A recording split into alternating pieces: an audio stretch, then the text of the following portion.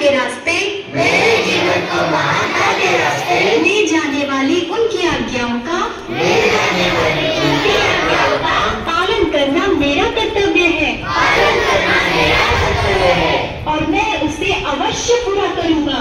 और मैं उसे अवश्य पूरा करूँगा।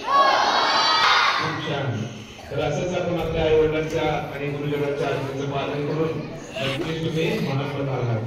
त्यानंतर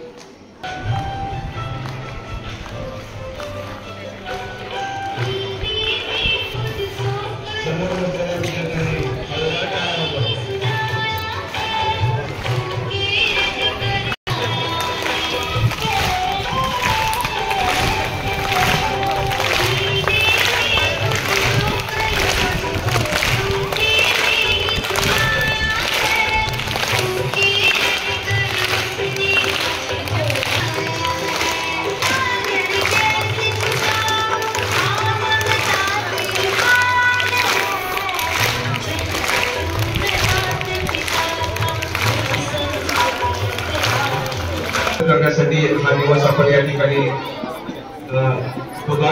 तर 2006 पासून परमपूज्य संत श्री आसारामजी बापूंनी भारतामध्ये पाश्चात्य विकृतीचं प्रमाण वाढत चाललेलं पाहून पूज्य बापूजींनी हा कार्यक्रम रघुकुल मंगल कार्यालयामध्ये होणार आहे.